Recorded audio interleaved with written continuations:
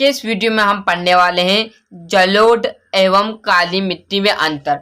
बहुत अधिकतर बार भैया पेपर में आ चुका है ये प्रश्न, इसलिए बार बार बोल रहा हूँ जो परीक्षा में आए वही प्रश्न आपका लाऊंगा और स्क्रीनशॉट लेना है।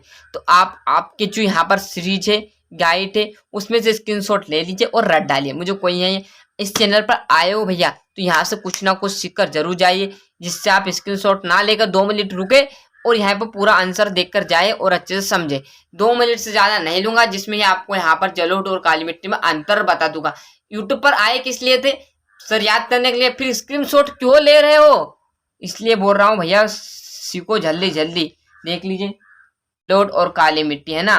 तो अब देखेंगे पहला, इस मिट्टी का रंग हल्का भूरा होता है। अब देखोगे यहाँ पर जो जलोढ़ मिट्टी रहती है ना, उसका रंग कैसा होता है? उसका रंग देखोगे हल्का भूरा, मतलब जो पूरा भूरा है ना वो पूरा भूरा नहीं रहता। हल्का मतलब थोड़ा थोड़ा रहता भूरा, मतलब पूरा भूरा नहीं रहेगा। तो है इस मिट्टी का रंग जो रहता हल्का भूरा होता है।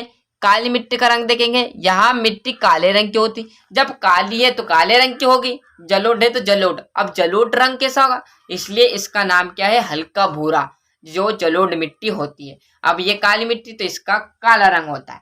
समझ में आएगा पहला पॉइंट।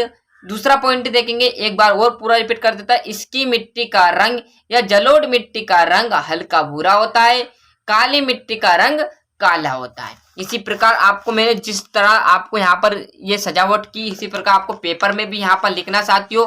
आपको वहां पर गपड़ छपड़ नहीं करना, मतलब आपको यहाँ पर ऐसी अच्छी तरह से लाइन खींचनी जिससे आप जो परीक्षा वाला है वो आपकी कॉपी की तरह आकर्षित हो, मतलब अच्छे से निगाह पड़े और अच्छे से वो नंबर देने में सक्षम हो। नहीं तो आप वहां पर लाइन छोड़ोगे, नहीं छोड़ोगे, गलत सलत लिख दोगे, जिसलिए वो आपके नंबर काट लेगा, क्योंकि उसको सूझ नहीं पड़ेगी। तो आराम आराम से लिखना, कोई घबराने की चिंता की बात नहीं है। दूसरा है जलोढ़ और काली मिट्टी। तो नदियों द्वारा बहकर लाई गई मिट्टी को जलोढ़ मिट्टी कहती है। जलोढ़ मिट्टी आपने देखा होगा कि पानी का बाढ़ है या पानी है बरसात के टाइम में जो बहता है, वह पानी आता है, वो कैसा रहता है? हल्का भूरा तो रहता है। उसमें क्या रहती है? वो जो कचरा रहता है, जो गार रहती है, वो क्या कहलाती है? जलोढ़ मिट्टी। मतलब आपने देखा होगा हल्का भूरा सा रहता है, थोड़ा थोड़ा, पूरा भूरा नहीं रहता। वो पानी जो बह कर जाता बाढ़ में है, नदी में, आपने देखा होगा। तो नदियों द्वारा बहकर लाई गई मिट्टी को जलोढ़ मिट्टी कहते हैं। आपने देखा होगा, ये तो अनुभव किया होगा और आपने प्रयोग भी करके देखा होगा, क्योंकि अधिकतर गांव के जो विकसित लोग हैं या शहर के भी है, उन्होंने भी ये प्रयोग देख लिया होगा। मैं बता रहा हूँ जो क्लियर है। दूसरा देखेंगे, काली मृदा का निर्माण ज्वालामुखी उद्गार से निकलने वाला लावे से होता है।